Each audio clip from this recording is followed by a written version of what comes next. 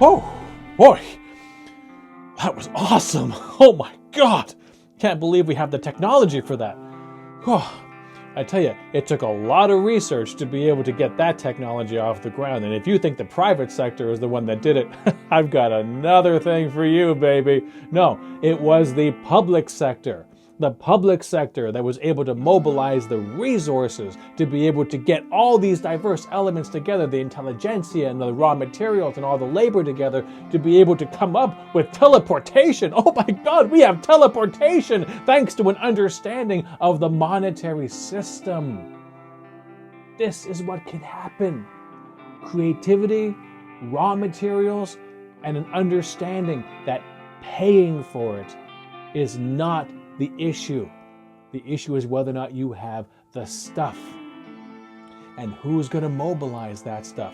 Private sector does what it does, and it does it very well. It needs to be regulated, it needs to be overseen so that it doesn't spill over into areas it shouldn't be in. But if we want to be able to save the planet, save the ecosystem, save ourselves, it's not going to be up to the private sector. They can have a part to play, but the public sector, government spending, our public dollars, is the only thing that's going to be able to get the mobilization required to be able to solve the problem in the time we have. If the public sector had wanted to do this 15, 20, 30, 40 years ago, okay, fine. But they didn't. And they don't have the ability to convince us that now they're suddenly going to take it seriously. That now they're suddenly going to go, oh, heavens to Betsy, we might all die. Maybe we should do something. Sorry, can't trust you. I've seen what you've done. I know where your motives are and where you want to put your resources. Your motives are profit and you want to put them in your pocket. And it's not like I blame you. You're doing what you do. So we're going to have to take over in certain sectors of the economy. Healthcare, education, infrastructure, and the Green New Deal for dealing with climate change. And you're all going to clean up pretty nicely, but it's all going to be run by us, and us is the government. So tonight we have MMT Nuggets, little snippets of MMT wisdom from MMT Economists on alternative media. This is a huge deal.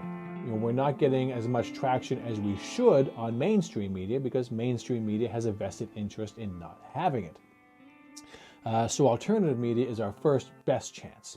And so we have two interviews, small interviews, one with Yaca Nersisyan on the 0 Hour with RJ Eskow, and then we have Stephanie Kelton on the Young Turks with Nomiki Konst. I hope you enjoy it. Bye-bye. Of all the arguments against saving the planet, one of the ones that's always seemed the most absurd to me is we can't afford it. It's like saying we're in a car on a bridge that's about to collapse, but we can't drive off the bridge because the toll would be so high. It just makes no sense to me. But our next guest has made a much more constructive contribution to the debate around saving the planet than I have. Yaca Nersisyan is a professor of economics at Franklin and Marshall College. She is also a research scholar at the Global Institute for Sustainable Prosperity, and she is the co-author with L. Randall Wray of a working paper entitled How to Pay for the Green New Deal. It came out in May of this year, and she joins us now. So Professor Nersisyan, thank you for coming on the program. Hi, thanks for having me. Absolutely. And now your paper, it begins by explaining that the title mimics the famous book by John Maynard Keynes in 1940, How to Pay for the War, a Radical Plan for the Chancellor of the Exchequer. And Keynes's point, as I understand it, in writing that book was that the nation faced an existential threat. Conventional thinking about economics could not be used to prevent the nation from defending itself. Here's a better way to look at it. And that better way to look at it was more, and again, this is my lay translation of it, but was to look in terms of the resources available, how to make sure we have the resources to fight the war, and less about what we normally think of as fiscal policy. Am I sort of right about that? That's right. So what Keynes is basically saying is that planning for the war is not a financial affair. It's a real resource problem. So if we need a certain amount of output for the war effort, and we reach the capacity of the economy, that means there is limited amount left for consumption. So even though workers' incomes would be increasing because more workers are working, they're working more hours, because of the war effort, that income cannot be spent to acquire more real goods. So if workers end up spending all of their income, what's going to happen is that prices are going to go up, but in real terms, they're not going to be able to consume more, right? So what we need to do is we need to find a better way around the problem of inflation, to prevent inflation, that is. So how do we make sure that workers do not spend or waste, in a way, all of their income and save a portion of it, which they can then spend after the war, when the war effort is no longer going to require resources and more resources will be freed up for consumption, right? So in a way, we prevent inflation during the war, and we provide a boost to aggregate demand after the war, which is usually when we see a slump because the government is withdrawing from the economy, so there is less spending from the government. So in those times, we need more spending, and if workers... Right. So that's Keynes's approach. And to reiterate that planning for something like a war is not a financial affair. So we shouldn't be thinking about raising taxes so that we can pay for the war. We should be thinking about taxes as a way to reduce demand if necessary. And it was necessary, Keynes concluded. And that's what we argue is the way we should think about the Green New Deal and the role of taxes, if necessary, to be used as a way to reduce demand, to create room in the economy for Green New Deal programs.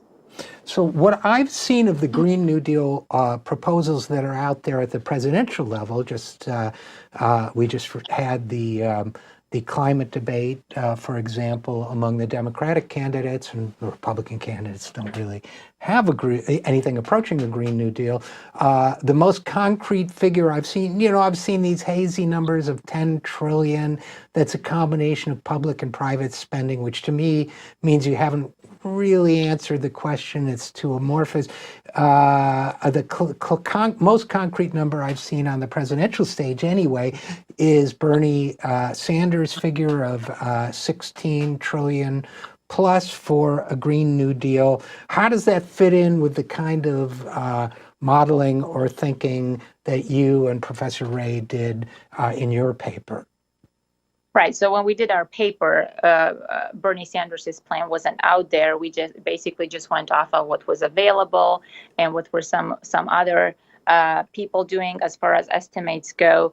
So what most people do is they basically take the cost of the program. So they say, okay, if we're going to have to have a Medicare for all, right? How much it's going to cost us, and usually it's over 10 years, how much it's going to cost us over 10 years. So that leads to very large numbers, 36 trillion, 40 trillion, that kind of stuff, right? And what we're saying here is that, well, we can't just take the costs of these various programs that go into the Green New Deal and add them together.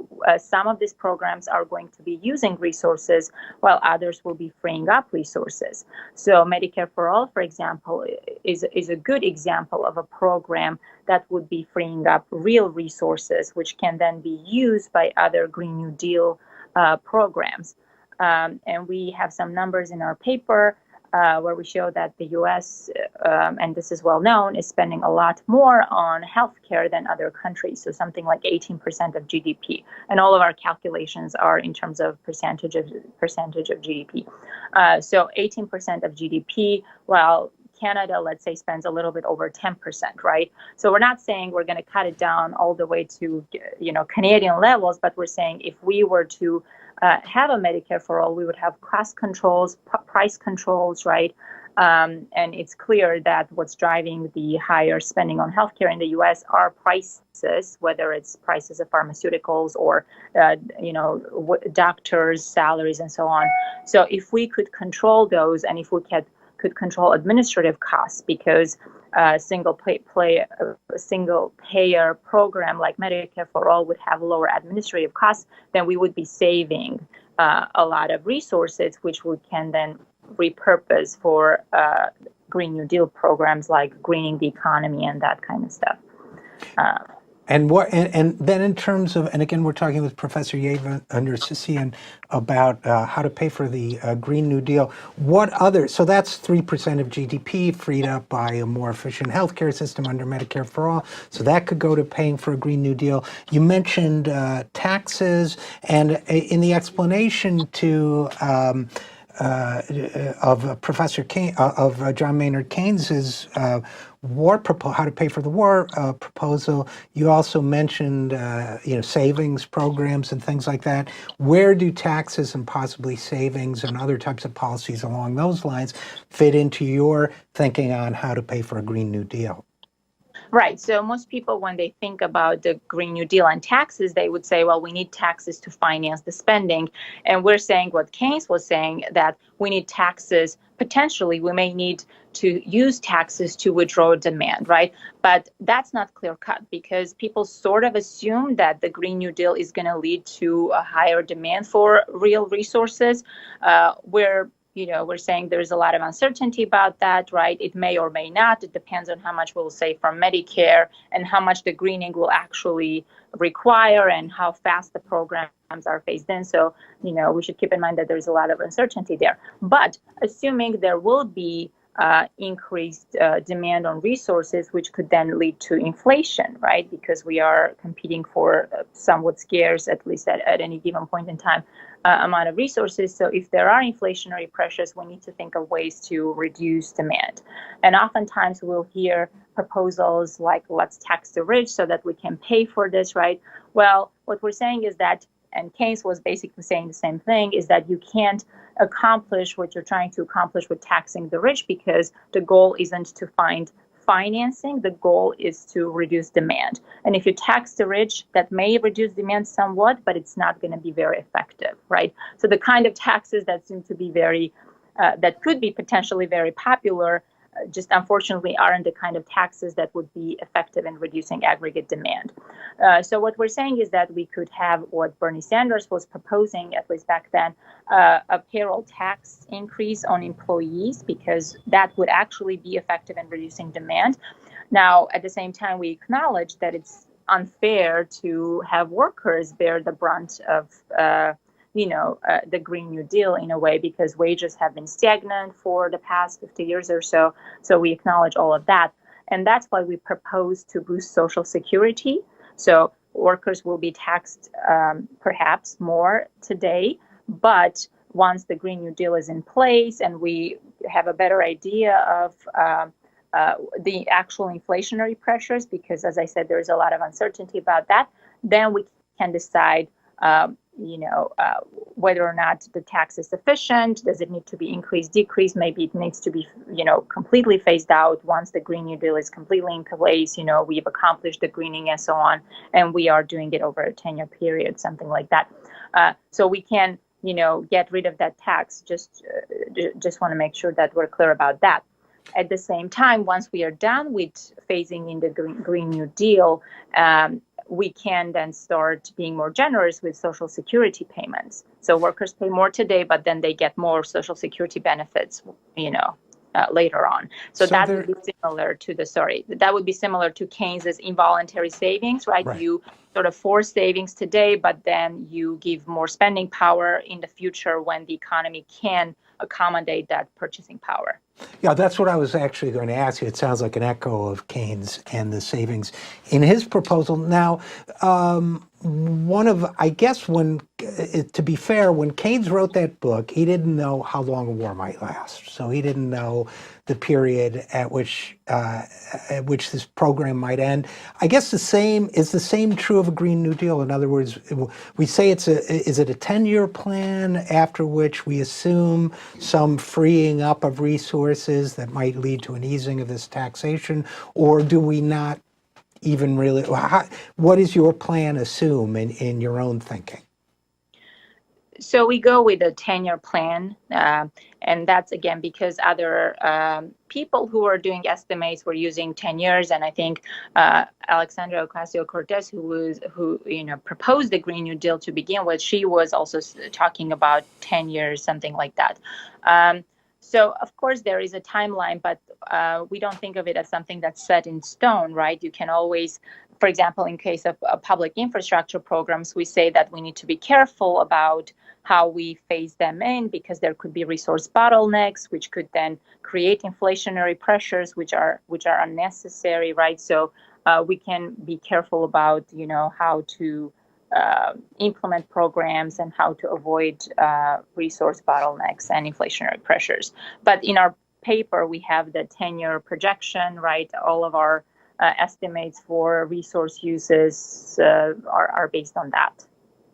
So I guess my final question would be this, and take as much time as you need with it, Professor Nersisyan, but it seems to me, as I sort of reflect on this, that a Green New Deal is certainly there's a resource demand because it's a conversion to solar, it's maybe building a national network of electric railways and so on. But there are certain ways in which I would, and providing jobs and so on, things that would increase demand for resources.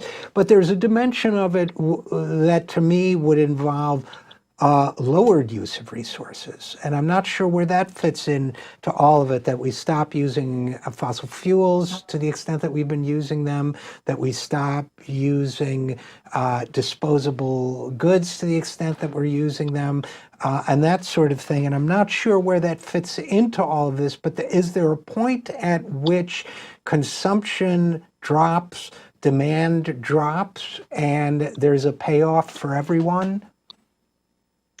So we very briefly mentioned that there could be other resource savings. For example, if we are not destroying the environment, then we need to use fewer resources for environmental cleanup, right? So if we are transitioning to technologies that are cleaner, then there's less pollution. So we are going to be spending less. For example, if people are healthier because our energy technologies are safer for humans, right, then we need to spend less resources on healthcare and those kinds of things. So there is that, and we mentioned that in the paper that there's a lot of uncertainty. So this is all basically ballpark numbers, and that's all one can do when we're talking about something as uncertain as transitioning to a completely green economy. The timeline of 10 years, right? There's uncertainties about the costs. For instance, the costs of green energy or greener energy, right? That keeps going down. So that will be a factor as well. So again, there's a lot of uncertainty. What we're trying to emphasize is that we need to move away from thinking in terms of costs and taxes as a revenue source, and to think about this as a real resource issue, and taxes as a way to withdraw demand if necessary, and that may or may not be necessary. But you're right that there will be other resource savings, right? Because we are not going to be, needing this dirty technology. We're not going to be using that anymore. Yeah. Right. Did okay. I answer you? Yes, you absolutely did. And I think about it also in terms of a household, kind of at the micro level, if there may be an upfront investment I mean, I don't like household analogies for the economy, but if someone invests in an electric car, it might be expensive, but then yearly operating costs would be much lower and so on. So unfortunately, we're going to have to leave it there. So Professor Yaca Nersisyan, thank you so much for coming on the program. The paper is let me make sure I get it right, How to Pay for the Green New Deal. It's available at the Levy Institute. Thanks for co-writing it, and thanks for coming on the program. Thank you. My pleasure. TYT's been making a lot of moves. Now you can too. Now, how are you going to do that? You want to launch a new business? That sounds fun. You're going to change careers? Geez, and Lord mercy. You're going to need a website for all that. Lucky for you, Squarespace also making moves. You're going to go to squarespace.com/TYT. You're going to get 10% off your first purchase, and you're going to get to build anything you want on that website with a unique domain. What are you, crazy? Go do it now. Go. Hey TYT, I'm Nomiki Konst. We have a special guest today. If you haven't noticed, the world is melting down. What is going on with the economy? What is going on with government? The government is shut down. Wall Street is in chaos. Unemployment, as Brookings has said, is more likely at 14% rather than 4%. Income inequality is worse than it's been since the 20s. Debt is up. The deficit is up. Do we need to change how we look at the economy and completely flip it over? Well, our next guest for today is the expert on this. Her name is Stephanie Kelton. She's an American economist, professor of public policy and economics at Stony Brook University. She was formerly professor of economics at the University of Missouri in Kansas City. She was the chief economist to the U.S. Senate Budget Committee in 2015 for the Democrats. And you may remember her on the trail as an economic advisor to Bernie Sanders during his presidential campaign. And she's also a fellow at the Sanders Institute. Stephanie, I could go on about your background for much longer. You're a very accomplished woman, and you're one of the leaders about MMT. So thank you so much for taking the time to talk with us today. Well, thank you for taking time to have me. So, let's just start off. Do we need to change the way we look at the economy? Yeah, in a lot of ways we do. You hit on some of the big things. Disagreements about everything from where full employment is, whether the U.S. economy is at full employment, what is our potential GDP, are we out of room, is there room to grow more, how do we think about the role of deficits and debt in the economy? I could go on, but there are some pretty fundamental concepts in economics that I think a lot of people get confused, and it leads to not just, bad understanding, but also bad economic policy. Is the United States unique in that you have literally different parties, and within the parties, different factions who view the economy differently? No, I don't think it is. If we just take one example and you look at the UK, you see similar sorts of fights going on, and it almost goes back, you almost just go back to Reagan and Thatcher and then just carry the arguments forward. And that dichotomy just sort of continues on very loosely, a sort of fundamental belief in the ability of markets to correct everything on their own. So a laissez-faire, leave it alone, small government,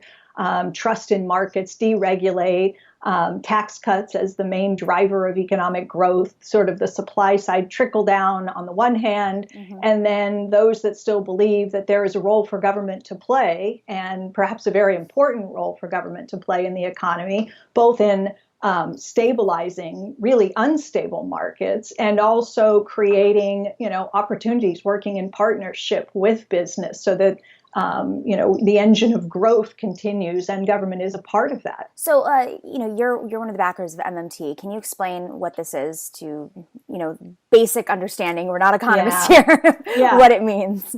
So MMT is just sort of, think of it as a brand name for a school of thought in economics, because there are all these different competing schools of thought. Anybody who's ever taken maybe one course in economics has learned about the Keynesians, and maybe they know something about the Austrian school because they've heard of Hayek before, and they know that Marx was important at some point, and Smith. So there are all these competing schools of thought, and MMT is just one among an array of schools of thought or approaches to doing economics. But the basic insight for the school of thought that's been dubbed MMT is that the countries like the US, like the UK, like Canada, Australia, those countries that operate with their own, we say, sovereign currency, that is, they don't have a currency that's tethered to gold or anything else that's finite, any other country's currency, they have a degree of freedom when it comes to using their fiscal and monetary policies, their central banks and their parliament or their Congress,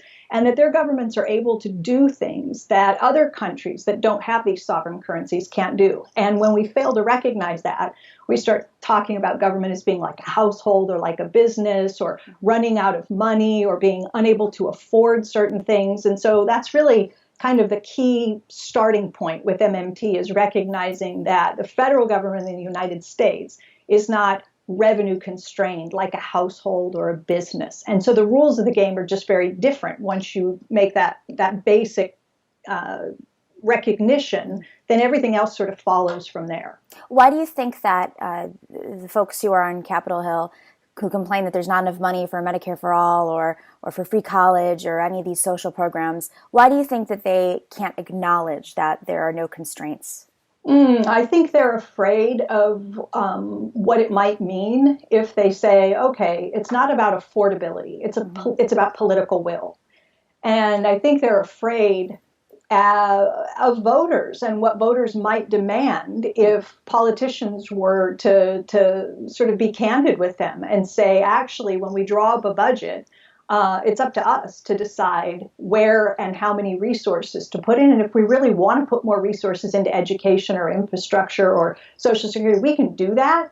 So it sort of gives them political cover to be able to say, to treat things as if we are on a gold standard and that money is scarce and finite and that you can run out of it and there's only so much of it. And then you get comments like, the kind that Obama made, quite frankly, when he talked about shared sacrifice and tightening the belts and, that's sort of a language. So it provides a little bit of cover for policymakers who I think are a little bit worried about exactly how much the public might demand of their government if they understood that a lot more is affordable than they're told. So correct me if I'm wrong, just to make this very clear.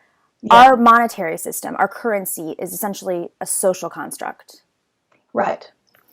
I mean, I think we kind of have to take that in for a second. So, well, look, let's maybe if I sometimes do this with audiences, and most of my audiences are really conservative. There are a lot of times I speak to big audiences in the finance community, and these are people who, their livelihoods are made by telling their clients to spend less, save more, and pay off your debt. And that's great advice for the people whose money they manage, and that's good advice for their clients. But they think that carries over to the economy as a whole. So they think that what they tell their clients is good is also good for the federal government and so forth. So sometimes I'll tell my audiences, don't take it from Kelton. Let's hear what Alan Greenspan has to say. So then that way it's not me trying to persuade them of something. I'm putting up, an authority, the former chair of the Federal Reserve, and I show a little video clip. And it's Alan Greenspan under oath sitting with Congressman Paul Ryan. Wow. And Paul Ryan is pressing Greenspan on this question of Social Security and its affordability. And he's saying, don't you agree with me, Mr. Chairman, that, Social Security is going broke. We can't afford it the way it's set up today. Now is the time to begin to move toward a system of personal retirement accounts. He keeps saying personal retirement accounts. You and I know what he means. He means privatizing Social Security. And he's trying to reel Greenspan in by saying, don't you agree that the system is unaffordable? We can't keep it up. We've got to change things. So having personal retirement accounts is another way of making a future retiree benefits more secure for their retirement. And also, do you believe that personal retirement accounts as a component to a system of solvency does help improve solvency? Because when you have a personal retirement account policy, it's accompanied with a benefit offset. With that feature in place, do you believe that personal retirement accounts can help us achieve solvency for the system and make those future retiree benefits more secure? Well, I wouldn't say that the pay-as-you-go benefits are insecure in the sense that there's nothing to prevent the federal government from creating as much money as it wants and paying it to somebody. The question is, how do you set up a system which assures that the real assets are created which those benefits are employed to purchase? So it's not a question of security. It's a question of the structure of a financial system which assures that the real resources are created for retirement as distinct from the cash. The cash itself is nice to have, but it's got to be in the context of the real resources being created at the time those benefits are paid, so that you can purchase real resources with the benefits, which of course are cash. Mm-hmm. And to Greenspan's credit, he leans into the microphone and he tells the truth. And he's under oath, and he says, and I'll quote Greenspan here because I've seen this video so many times I can do it by heart. He says, "I wouldn't say that there's anything unsustainable with the way the system is set up today. There's nothing to prevent the federal government from creating as much money as it wants and paying it to someone." Oh, whoa, right? So he's taken, and you got to see the video because Paul Ryan's face just goes, I mean, the color just washes right out. And so Greenspan has taken the affordability question off the table. It's not about the money, he says. And then he goes on to make what's the really important point. He says the question is, how do you set up a system which assures that the real assets are created, that those benefits are employed to purchase? And what he's trying to say in his Greenspan way is that we have demographic changes taking place in the U.S., and we have had them taking place for decades. Mm-hmm. Boomers are moving out of the workforce and into retirement in large numbers. They're going to stop paying into the Social Security system, but they're owed benefits when they retire. The question Greenspan is pointing to is, how can we make sure that when they leave the workforce and we have fewer and fewer workers left behind to produce the stuff, that we're able to safely send out those benefit checks to future retirees, their dependents, and the disabled, and they will be able to spend that money into an economy that is productive enough that you don't get an inflation problem. Mm-hmm. And that's the bottom line when it comes down to all of these questions about whether deficits are too big, whether the debt is a danger or something. It always comes back to inflation. And that's what Greenspan was trying to say. There's nothing to prevent us from making the payments. We owe dollars. Where else could the U.S. dollar come from? The U.S. government has a monopoly, right? Only the United States government can issue the U.S. dollar. So if the government has payments due in U.S. dollars, whether they're to Social Security retirees or bondholders or any vendor, anybody else, if they owe dollars, they can always pay the dollars. That was Greenspan's point. The question is, will it drive up inflation? So will it? Well, it depends on whether you're spending more money into an economy that can't catch up.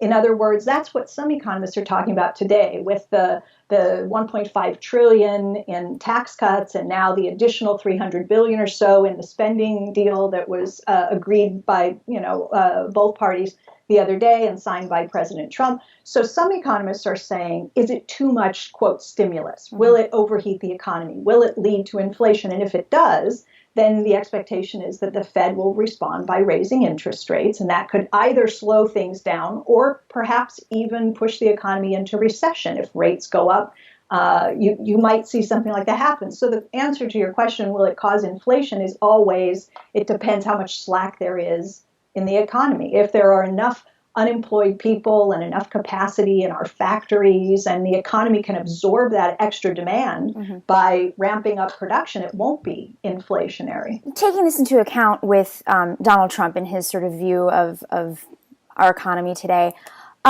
he's always bringing up China. And he, China's our enemy, and China's what got us here. They took our jobs, and we owe them money, and blah blah blah. How much of a factor are the countries that we are indebted to, like China and some of the other? Yeah, so people raise this question all the time, and you're right. Donald Trump says, we owe China $1 trillion, or we owe Japan $1 trillion. They're killing us. They're killing us because we owe them all this money. I remember one night during the debates, during the primary, right? I'm sitting there in bed with my son, who was 9, I think, at the time, maybe 10. Anyway, we're watching the Republican primaries, and Donald Trump is on one of these rants where he's talking about how China's killing us and the Japanese are killing us. And he says, they're sending us all these cars, and what do we get? And my son looks at me and he goes, the cars? I said, that's right. We get the cars. So that's the part about trade. These countries have dollars because they make and ship us more stuff than we make and ship them. In other words, we run trade deficits with these countries. So we get the stuff and they get the dollars. And what that means is they basically have a checking account at the Federal Reserve as a result of their trade surpluses. So what they do is they take their checking account at the bank, our Federal Reserve, and they say, I don't really want to hold a checking account. I would prefer to hold a savings account. Mm-hmm. And so they take their money and they buy U.S. Treasuries. And that's part of the national debt. And that's what gets people anxious. And they say, China owns part of the national debt, or we owe Japan part of the national debt. Okay, this is true. But what happens as a result of them owning those treasuries? So the government in the United States pays China some dollars, and they get interest on the bonds that they hold, just like any other bondholder. And so they're accumulating a little bit of interest income. And what do? They turn around and roll it over into another U.S. Treasury. Meanwhile, all the stuff is coming our direction. We're getting real goods and services at a price, let's be honest, it's cheaper than if we produced it ourselves. So it does help the U.S. consumer's dollar go further in terms of purchasing power, because you can buy more because you have access to cheap imports. The trick, as you pointed out in the start of your question, is the jobs piece. Mm-hmm. If the manufacturing is taking place there instead of here, and we're allowing that to create unemployment domestically, that's where trade becomes a problem. I want to get back to that in a couple of minutes, but I ran into a former hedge fund, a very well-known hedge fund guy, without giving away his identity. He said something to me, and he said, he was talking about the economy, he doesn't understand why I backed Bernie Sanders, doesn't understand our view of economics. And he looks at me, he goes, I just think by the time 2020 happens, people are just going to feel like the economy is better. And he said, well, but they don't, and they don't now, and they didn't during Obama, and clearly there was a retaliation. He goes, no, but it's just getting better. And this is before the stock market crash, to be fair. Mm-hmm. And I said, well, this seems to be based on your view of what the economy is. The economy to you might feel better because you're able to take out money from wherever you're liquid, or you have, you can, take out loans. But to the average person, it doesn't feel better because even if they have a job, they're not able to, to get access to the same type of finances that you are. But fundamentally, I just couldn't understand how he couldn't see it. And so I guess my question is, what you're describing with MMT, to me, it seems logical, and it actually works in favor of a lot of Wall Street executives, but and maybe even Republicans, if they're concerned with the deficit and if they're concerned with spending, if they have this basic understanding that of the economy the way that you look at it. Why do you think they're unable to switch their brains and kind of open it up a little bit and see things through this lens? I mean, I think that we could look at what Republicans have done, both with the tax cuts and with the $300 billion or so in spending, and say they seem to kind of get MMT, mm-hmm. right? I mean, you could make that argument. Now, this is not how my colleagues and I, the scholars that have produced the literature that's now known as MMT. These are not the policies that we would have implemented, but it is the case that, it's expansionary fiscal policy. They're cutting taxes and increasing government spending, and they're hoping that they're doing it in such a way that they're going to generate 3% growth. That's their target, right? That's the number that the White House and the administration keep touting. We need 3%. We need 3%. So, it sounds to me like what this person you're not naming is trying to say is that this is going to work, and that people are going to start feeling better as a result of this. Now, Democrats could employ the insights of MMT and say, because we understand that we have a sovereign currency and that we are not like a business and we're not on a gold standard, that we can better fund education and infrastructure and R&D, and we can do programs that Democrats like, and we can improve the growth of the economy, employment, and all those things. So MMT can be deployed for good or evil, so to speak. But it's an interesting question. I'm not entirely convinced that he's wrong in the sense that, every tax cut is going to increase somebody's disposable income, right? So it's true that these tax cuts are disproportionately favor those at the very top. Right. No question about that, right? But when the Joint Committee on Taxation, one of the scorekeeping agencies in D.C., looked at the Republican tax cuts, they said in every decile of the income distribution, people will, on average, see higher take-home pay. Whether you're in the bottom 10% or the top 10% or any 10% in between, there's going to be an average on average, people are going to take home more money. Wow. Now, those at the very top take home a lot more, and those at the very bottom take home a little bit more. You might have seen, I'm sure you did, the Paul Ryan deleted tweet about the $1.50, about $1.50, right? $1.50 or whatever. But people are going to notice something, and how much they notice and how much better it makes them feel. And then on the other hand, how much do their healthcare premiums go up? How much do the loss of other deductions and so forth hurt them? On balance, I don't know what's going to happen, but I'm a little concerned, to be perfectly honest, about 2018 if Democrats have convinced themselves that these tax cuts are going to be so disastrous for the middle class and for those at the bottom, that they can run against them and count on that being a really powerful message for them in 2018. They're saying that this isn't actually tax cuts, that the Republicans are raising taxes on the majority of people. That's true if the tax cuts don't expire in 7 years. Right. But for the next 4, 5, 6 years, you've got tax cuts in place. So it'll be interesting to see how much of that additional windfall gets spent into the economy, how much more that creates additional demand and employment. And, I think it's not unreasonable to think that we could see 3% growth. Wow. Yeah. As we gear up for the next election, and say you were the chairwoman of the Federal Reserve, and you were advising our government and our president, say it was Bernie Sanders. I'm just going to create a situation here. There's a lot here. Where income inequality, as you know, is higher than it's been in almost 100 years. Where do you start? And is it even possible to reverse, to create a new deal in this era, to reverse the oligarchs investing in every single corner of every major city of this country and the economy? Yeah, I think it is possible to reverse it. And I think that is a battle that has to be waged on so many fronts, everything from antitrust to, a federal job guarantee. You mentioned New Deal. So FDR's second Bill of Rights. I mean, go back to kind of what did FDR do? This is a man who was elected president 4 times.